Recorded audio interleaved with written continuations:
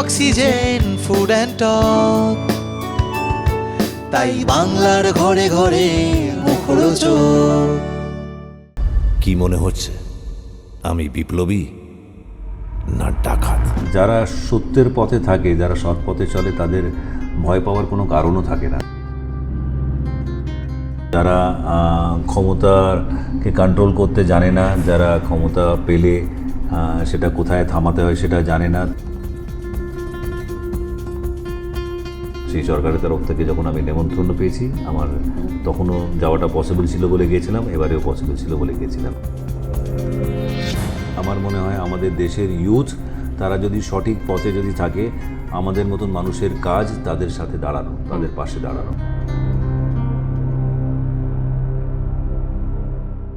তিনি পর্দায় এলেই শত্রুদের লাগে শীত, কারণ আমাদের সঙ্গে আজ আছে জিৎ। জিৎদা কেমন আছো যদি বলো, তার সঙ্গে মহাকাল দর্শন সব মিলিয়ে কেমন ভাবে শুরু হলো এই মাসটা? খুব ভালো, দর্শন করেও ভালো লাগলো। আমার ওয়াইফ আর আমাদের হঠাৎ মনে হলো যে যাই মহাকাল দর্শন করে আসি, তবে ঈশ্বরের ডাক ছিল বলে আমরা যেতে পারলাম। আর মহাকালও দর্শন করে এলাম, ওঙ্কারেশ্বরেও দর্শন করে এলাম, বেশ ভালোই আছি, মজায় আছি। আর তার সঙ্গে দুজনকে সামলানো, তার মধ্যে ছোটটাকে সামলানোটা এখন বেশি চাপের হয়ে যাচ্ছে না বড় যে আপাতত? ওদেরকে আমরা নিয়ে যাইনি এবারে, আর ওদের স্কুল ছিল বলে, বাট আদারওয়াইজ বাড়িতে বড়টা তো এখন ক্লাস 8 হয়ে গেছে, অনেকটা বোঝে। ছোটটা তো নিজের পৃথিবীতেই আছে, ওকে আমাদের ম্যানেজ করতে সবারই নাজেহাল হয়ে যায় সবাই। বাট ঠিক আছে, ওর থাকা মানে একটা অন্যরকমের এনার্জিও আসে, বাড়িতে সবাই একটু উচ্ছ্বসিত থাকে, এক্সাইটেড থাকে। আর এই যে বড়টা যার কথা বলছি, সে এখন মানে অনেক কিছু খবর জানতে পারছে এবং বাবার সঙ্গে নিশ্চয়ই আলোচনা এগুলো নিয়ে হয়, এবং এই মানে বাবা এবং মেয়ের সম্পর্কে রাজনৈতিক আলোচনাটা ছোট বয়সটা খুব মজার হয়। না না, রাজনৈতিক কোনো আলোচনাই হয় না, ওরা রাজনীতির থেকে একদম দূরে, অনেকটা আমার মতনই আর কি। তো রাজনৈতিক আলোচনা হয় না, বাট বিভিন্ন রকমের আলোচনা হয়, মিউজিক নিয়ে আলোচনা হয়, সেলিব্রিটিস নিয়ে আলোচনা হয়, অন্য নলেজ নিয়ে আলোচনা হয়। আর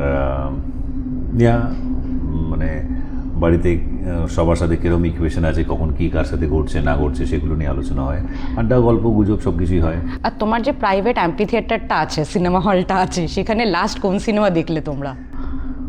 আমরা লাস্ট সিনেমা আমি দেখেছি, না সিরিজ দেখেছি, প্রীতম অ্যান্ড পেড্রো, ওটা দেখেছি। এবং সিনেমা হলে গিয়ে লাস্ট আমার মেয়ের সাথে আর ছেলেকেও নিয়ে গেছিলাম, ওর ভেতরে বসিনি, ওকে বাইরে পাঠিয়ে দিতে হলো, আর আমার স্ত্রী, আমরা গিয়েছিলাম স্পাইডারম্যান দেখতে। আচ্ছা বেশ, এবার আসি একদম সিনেমার গল্পে। আমি প্রথম যখন ট্রেলারটা দেখছিলাম, আমার প্রথম কয়েকটা সংলাপ শুনে মনে হলো এটা যেন জিৎ অনেক দিন বাদে নিজেরও কিছু কথা বলেছে, সে ক্ষমতার সঙ্গে সামনে মাথা নিচু করে না। এবং তোমার ফ্যানেরা শুধুমাত্র নয়, যারা হয়তো তোমার দর্শক কিন্তু অনুরাগী সেরকমভাবে না, তারা পর্যন্ত তোমার ব্যাপারে একটা কথা বিভিন্ন জায়গায় লিখেছে, বিভিন্ন ক্ষেত্রে, যে জিৎকে রাজনৈতিক কোনো কিছুতে দেখা যায় না, জিতের কোনো ভয় নেই। সত্যি কি জিতের ভয় নেই? এখন ভয়টা না, তুমি কিভাবে, ভীষণ সাবজেক্টিভ। আদারওয়াইজ যারা সত্যের পথে থাকে, যারা সৎ পথে চলে, তাদের ভয় পাওয়ার কোনো কারণও থাকে না। তো আমরা যথেষ্ট, আমাদের পরিবার সবাই আমরা ওইভাবেই বড় হয়েছি, ওইভাবেই মানুষ হয়েছি যে সততার সাথে নিজের কাজ করো, সততার সাথে থাকো, এবং সেটা আলাদা নিজের একটা শক্তি যোগায়, তার জন্য ভয়ের জায়গাটা সেখানে থাকেই না। But does not mean that we don't have our insecurities, আমাদেরও ইনসিকিউরিটি আছে, বাট উপরওয়ালার উপরে এতটা ফেথ আছে, এতটা আস্থা আছে যে he will take care of everything. যেটা কখনো মানে তোমাকে যখনই দেখেছি আমরা, তোমার প্রত্যেকটা কথায় ভীষণ দৃঢ়চেতা একজন মানুষের পরিচয় পেয়েছি, কিন্তু খুব বেশি তোমার আপব্রিঙ্গিংটা নিয়ে জানিনি। আর যেহেতু মানে প্রসঙ্গটা এলো, তোমার ছোটোবেলাটা যদি একটু জানতে পারি, যে কোন জায়গা থেকে, কোন ভিত থেকে আজকের এই জিৎ এত স্পষ্টবাদী, কোনো কিছুতে ভয় না পেয়ে তর্ক অনেক কিছু থেকে দূরে থেকেও নিজের কাজটা করে যায়। তাকে প্রচুর সিনেমা আনতে হয় না প্রত্যেক বছরে, কিন্তু সে রাজনীতির মঞ্চেতেও যায় না, আবার গেলেও সেখানে মিশে যায় না। মানে what makes you be this, যদি একটু বলো। আই ডোন্ট নো, আমি জানি না। আমরা একটা খুব মানে সিম্পল ব্যাকগ্রাউন্ড থেকে বিলং করি, অ্যান্ড জয়েন্ট ফ্যামিলিতে বড় হয়েছি। আমার বাবারা 3 ভাই ছিলেন, এবং তাদের বাচ্চারা সবাই মিলে, আমার জ্যাঠতো বোনেরা, দাদারা, দিদিরা, ভাইরা, সবাই আমরা একসাথে মিলে বড় হয়েছি এবং আমাদের মধ্যে ওই আমাদের পরিবারটা যৌথ পরিবার যদি সব কিছু মিলে ধরা হয় প্রায় 150 জনের কাছাকাছি মেম্বার্স আছে, ফ্যামিলি মেম্বার্স। আর মজার ব্যাপার হচ্ছে হ্যাঁ এখনও আছেন, বিস্তারিত হয়ে এমন জায়গায় গেছে না, যখন আমরা ছোট ছিলাম তখন হয়তো প্রায় 20 জন ছিল। তো সেটা বিগত 35-40 বছরে সেটা আস্তে আস্তে বেড়ে প্রায় 150 কাছাকাছি চলে গেছে। এবং মজার ব্যাপার হচ্ছে যে আমাদের সকলের মধ্যে স্নেহ ভালোবাসাটা ইন্ট্যাক্ট আছে। এমন একটাও মানে মানুষ নেই যে বলে যে হ্যাঁ আমি অমুকের সাথে কথা বলি না, অমুক সে আমাকে ভালো লাগে না। ভালো লাগুক আর না লাগুক আমরা সবাই সকলের সাথে সম্পর্ক রাখি এবং ওরকম পরিবেশের মধ্যে আমরা বড় হয়েছি। তো rest is everything is God's planning, God's designing. তো আমরা সেটাকেই ফলো করি। তো আমরা ভীষণ ঈশ্বর বিশ্বাসী, ঈশ্বরের উপরে আস্থা রাখি অ্যান্ড ওটা ধরেই এগোই।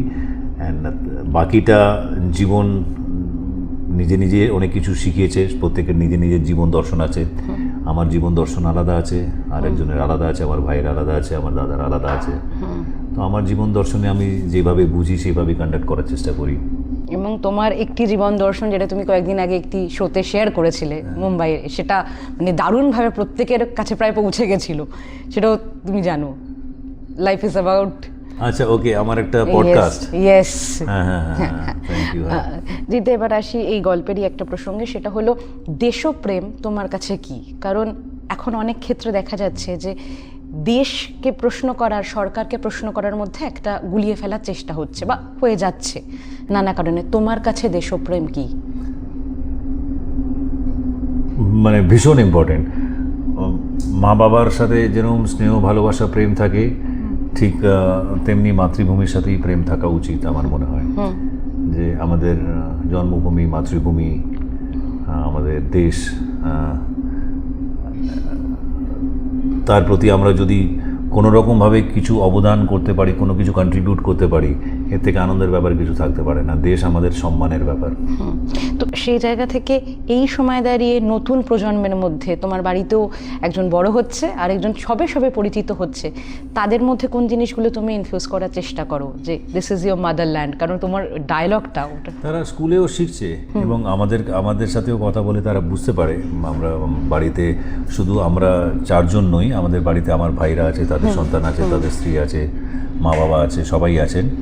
তো এই ছোট ছোট জিনিস হয়তো ডিরেক্টলি দেশকে নিয়ে কথা হয় না, কিন্তু কোনো স্পোর্টস ইভেন্ট হলো, ইন্ডিয়া ক্রিকেট ফাইনাল খেলছে বা ইন্ডিয়া ব্যাডমিন্টন খেলছে কোনো জায়গায়, বা ইন্ডিয়া অন্য কোনো স্পোর্টসে খেলছে, তখন আমরা যে পরিবেশটা তৈরি করি, ফ্ল্যাগ হ্যানা ত্যানা নিয়ে একটা মানে দেশাত্মমূলক একটা পরিবেশ তৈরি করি, যেন দেশই সব কিছু। তো সেই পরিবেশ থেকে ওই ফিলিংসগুলো অটোমেটিক্যালি আসে। ইন্ডিয়া হেরে গেলে দুঃখ পাই, কষ্ট পাই, 2 দিন ধরে ঠিক মতন কারোর সাথে কথা হচ্ছে না বাড়িতে। তো আমার মেয়েও একদিন বলছিল তো বাবা আপকা মুড আভি ঠিক একদিন ইন্ডিয়া হেরে গেছিল বলে। সো এটা তাতে এই ছোটো ছোটো জিনিস থেকে তারা বুঝতে পারে যে দেশ কতটা ইম্পর্ট্যান্ট।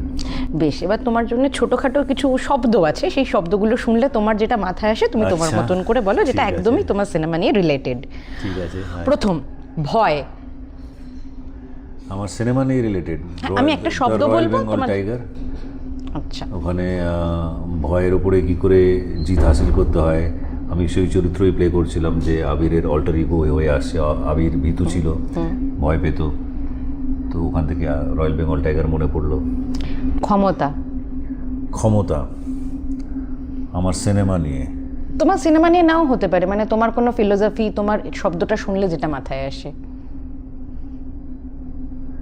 আমার মনে হলো যে ক্ষমতা তারাই, যেটা চার্লি চ্যাপলিনের কোট আছে, সেই কোটটাই আমার মনে পড়ছে যে people who need power they want to do harmful to others, otherwise love is enough to get everything done. তো যারা ক্ষমতাকে কন্ট্রোল করতে জানে না, যারা ক্ষমতা পেলে সেটা কোথায় থামাতে হয় সেটা জানে না, তারা সেটাকে মিসইউজ করার জন্যই সেটাকে কাজে নিয়ে আসে। আদারওয়াইজ ভালোবাসা দিয়ে সব কিছু জয় করা যেতে পারে।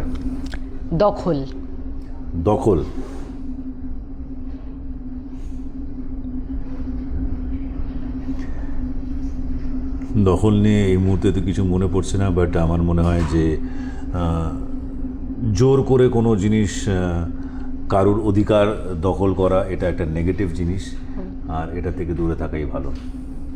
বিপ্লব। আপাতত আমার সিনেমার একটা অংশ বিপ্লব নিয়েই আছে। কেউ হয়তো ডাকাত ভাবছে, কেউ হয়তো বিপ্লবী ভাবছে। আপাতত ওই সিনেমাটা নিয়ে এসে এবার বিপ্লব প্রয়োজনে করাটা দরকার আছে। দুর্নীতি। মুক্ত হলে ভালো। ষড়যন্ত্র। কেউ যেন কারোর বিরুদ্ধে না করে। মুক্তি। মুক্তি বললাম না, মুক্তি বলনি, আমি তো প্রথম আচ্ছা, দিলাম। মুক্তি।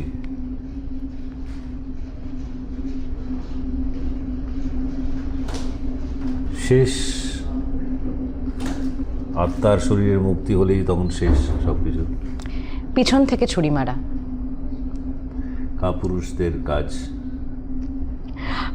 বেশ, এই রাউন্ডটা মোটামুটি শেষ হলো। দাদা আরেকটা জিনিস বলো, সেটা হলো কয়েকদিন আগে এখানে তো তোমরা একটা ম্যাসিভ ম্যান পাওয়ার নিয়ে কাজ করেছো, তাদেরই একজনের মধ্যে অর্কপলের সঙ্গে কথা বলছিলাম। সে বলছিল ওর একটা ইনজিওরি হয় এবং তারপরে তুমি অনেক দিন পর ওর সঙ্গে দেখা হওয়ার পরেও সেম যত্ননীকে জিজ্ঞেস করেছিলে ওর পাটা ঠিক আছে। এবার এই ছোট ছোট জিনিসগুলো খেয়াল রাখা এবং এই পুরো শুটিং জায়গাটা, এবং যেহেতু তুমি একজন সিনিয়র এবং বড় একটা দায়িত্ব তোমার কাঁধে, তুমি কিভাবে এই পুরো এত বড় টিমটাকে দেখেছিলে বা ম্যানেজ করে, মানে তোমার দিক থেকে কোন কোন দায়িত্ব ছিল? কিছু না, কোনো দায়িত্ব কিছু নয়, জাস্ট নিজের হিউম্যান সাইডটাকে সবসময় প্রায়োরিটিতে রাখা উচিত। যে আমি একজন মানুষ প্রথমে, তারপরে আমি অভিনেতা, তারপরে আমি হিরো, তারপরে আমি স্টার, কিন্তু তার সর্বোপরি আমি একজন মানুষ। তো মানুষের প্রতি কি কর্তব্য থাকা উচিত সেটাকেই জাস্ট বোঝার আর পালন করার চেষ্টা করি। দাদা এখানে যেমন ওই প্রথম ট্রেলারটা শুরু হচ্ছে, কারোর কাছে তিনি আইনের রক্ষক, কারোর কাছে তিনি হিরো, ঠিক সেরকম জিতেরও মানুষ হিসেবে তো বিভিন্ন জনের কাছে বিভিন্ন রূপ হতে পারে। কখনো যদি কারোর সঙ্গে তোমার খুব ঝগড়া হয়েছে, তার কাছে তুমি হয়তো খারাপ, কারোর কাছে হয়তো তুমি ভগবানের মতন। জিদ্দাকে যদি বলা হয় সে কোন চরিত্রে সব থেকে ভালো, মানে অভিনেতার চরিত্র নয়, বাবা, স্বামী, অভিনেতা, কখনো সে তার নিজের অফিসের দায়িত্বে, কোন চরিত্রে জিদ্দা নিজেকে সব থেকে ভালো দেখে আর কোন চরিত্রটাতে মনে হয় না এখন একটু নড়বড়ে? না, মনুষ্যত্বই আমি ওটাকেই প্রায়োরিটিতে রাখি। হিউম্যানিটেরিয়ান হওয়ার চেষ্টা করি, ভালো মানুষ হিসেবে বাঁচতে পারি সেটাই চেষ্টা করি। আর পারি না এরকম অনেক কিছুই আছে যেটাতে আমি ভালো না, আমি সেগুলোকে ঠিক করার চেষ্টা করতে থাকি প্রতিনিয়ত।